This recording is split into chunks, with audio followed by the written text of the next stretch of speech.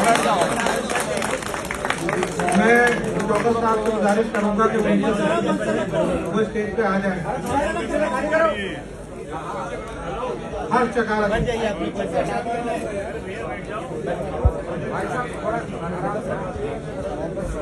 हटो वहां से पीछे से, आप लोग पीछे हट जाए। मोहब्बत की इस पंचायत में यहाँ पे जितने भी मौजूदा साथी पिता तुल्य बुजुर्ग, मेरी मातर शक्तियां मेरी आवाज को सुन रही हैं, आप सभी के चरणों में हर्ष शिकारा हरियाणा से हाथ जोड़कर राम राम करता है, नमस्कार करता है, अस्सलाम वालेकुम करता है, सत श्री अकाल करता है। आज मैं भाषण नहीं देना चाह रहा। आज मेरे समाज की यहाँ पे सरदारी बैठी है और उस सरदारी से मैं अपना दुख प्रकट करना चाह रहा हूं। मैं आज से 3 दिन पहले एक स्कूल के प्रोग्राम में गया मुख्य अतिथि के तौर पर। एक छोटे से 10 साल के बच्चे ने भीड़ से उठकर मेरे से बोला, अंकल जी आप वही अंकल हो ना जो मुसलमानों की मेर लेते हो। एक 10 साल के बच्चे ने, मुझे उस बात से बड़ा दुख हुआ। इस बच्चे को, जिसको अब तक समाज के बारे में कोई नॉलेज नहीं, कोई ज्ञान नहीं, इसको ऐसा आइटम बम कौन बना रहा है? ये शिक्षा इसको कौन दे रहा है?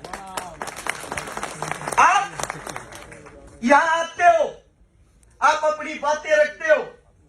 आज मैं भी कुछ बात रखना चाहता हूं, हो सकता है दोबारा से ये बातें ना रख पाऊं क्योंकि सरकार बड़ी क्रूर है, हमारे को तोड़ने का काम करती है।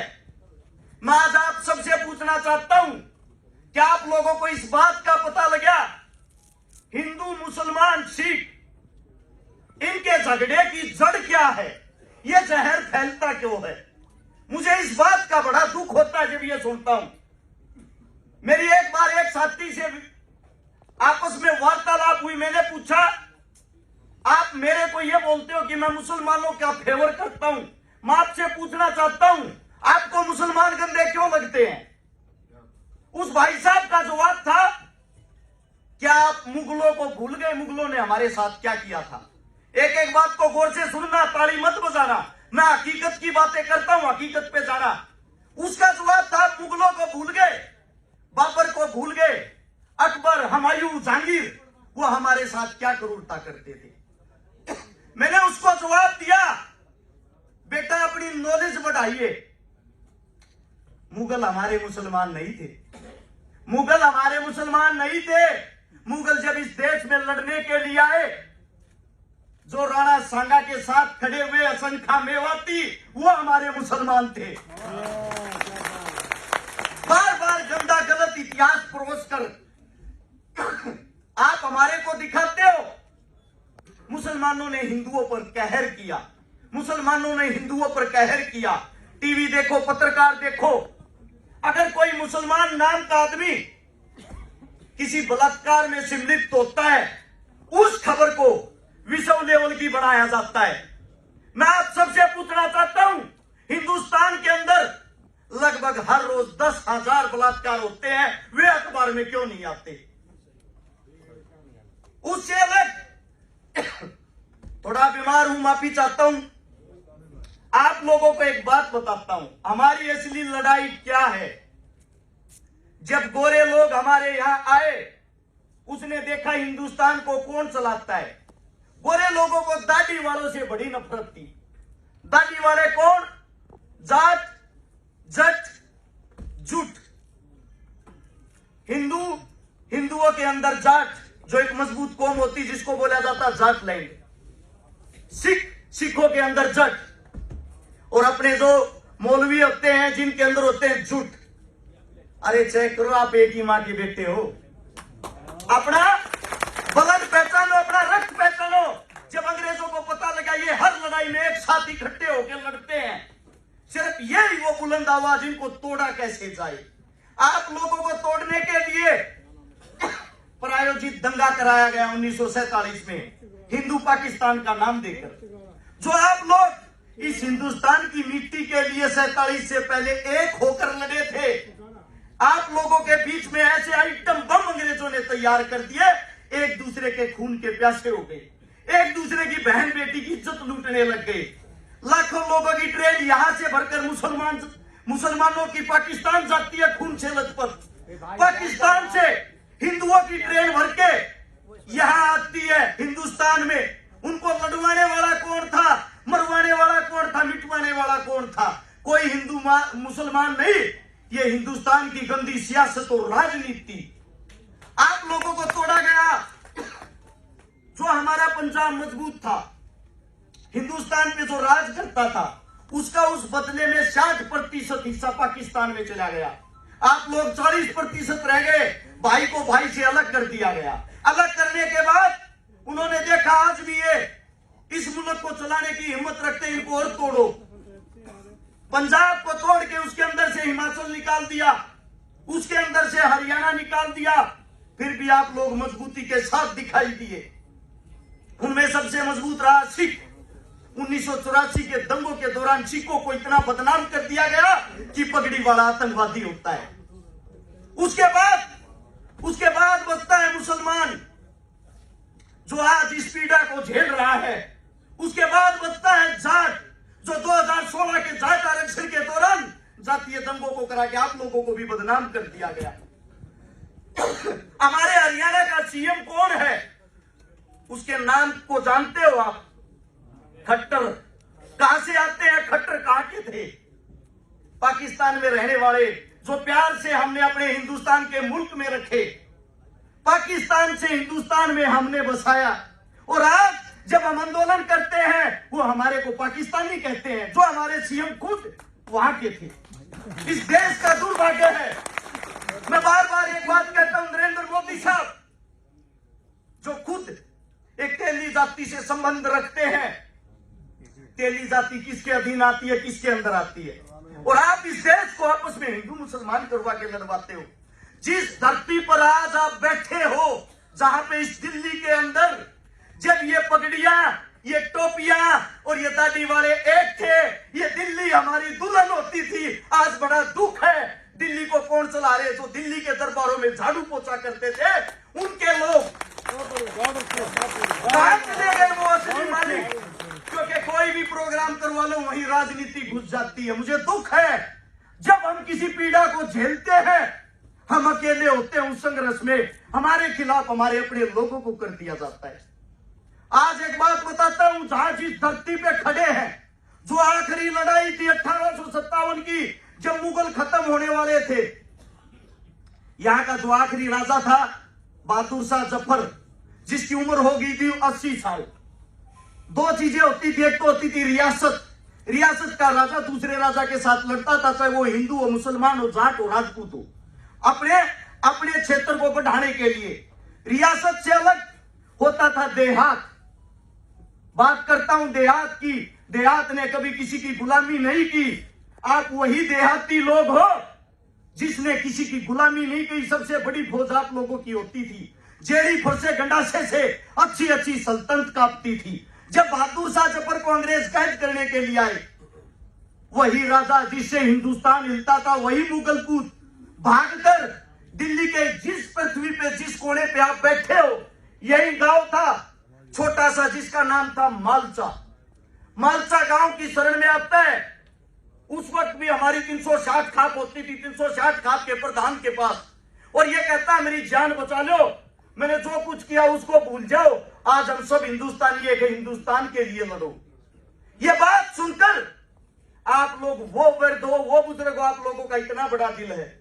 उस दुश्मन को आप लोगों ने सफेद पगड़ी बांध दी, सफेद कपड़े पहना दिए और बहादुर शाह को बीच में खड़ा करके 360 खाप ने ऐलान किया, ये हिंदुस्तान का राजा है। अगर अंग्रेजों ने इसकी पगड़ी को छुआ, सब कुछ काट के रख देंगे, नरक बना देंगे तुम्हारे जीवन को। अंग्रेजों सुन लेना।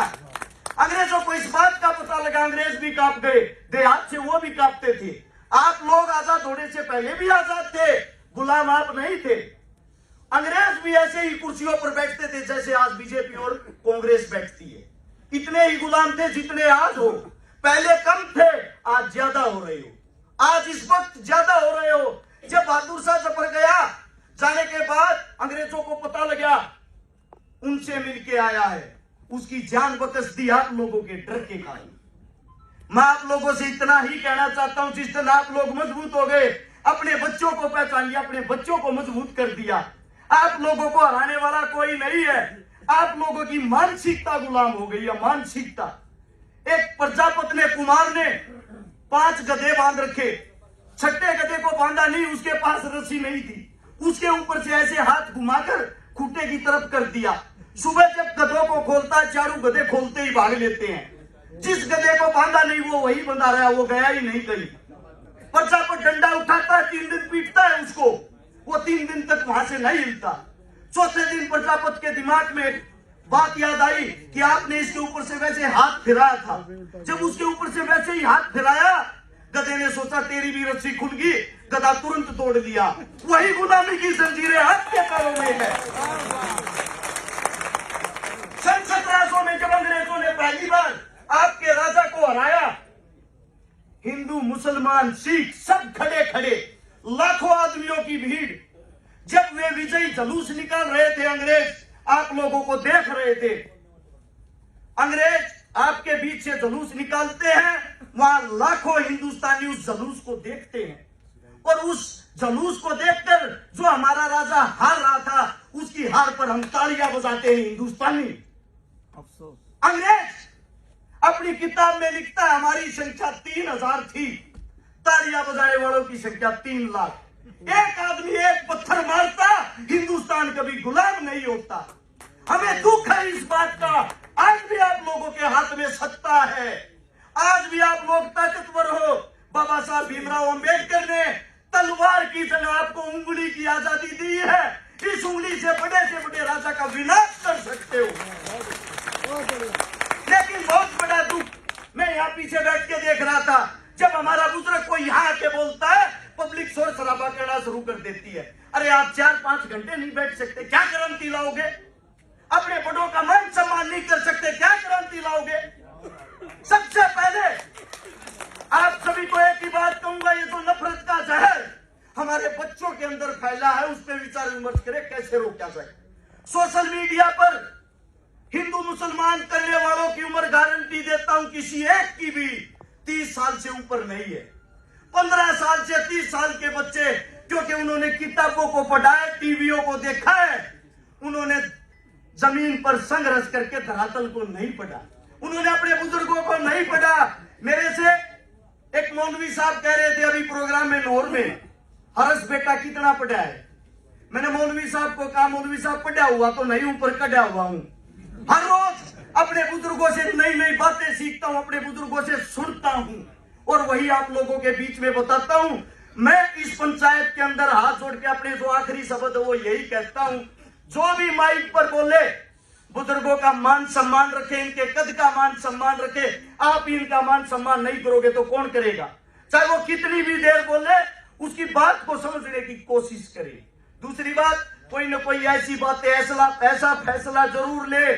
चुनाव नजदीक है, दोबारा से यही बनेंगे, आप लोगों को गुलाम बना दिया जाएगा। अब आते टाइम भी मेरे पास कॉल आई थी सरकार के किसी नुमाइंदे की, बेटा रस छिकारा नू मेवात में जो तने रोल लिया है ना, उसका तने बहुत जल्दी गिफ्ट मिलेगा। मैं बोला जी क्या गिफ्ट दोगे? मैंने बोला जल्दी तेरे पे बलात्कार का मुकदमा दर्ज होगा। मैंने कहा मैं अपनी पत्नी से अलग हर औरत को बहन कह के बोलता हूँ। बोला फिर क्या हुआ? वो हमारा काम है, बलात्कारी तो लवाना है, सरकार हमारी, आदमी हमारे, हम अपने आप लवा देंगे।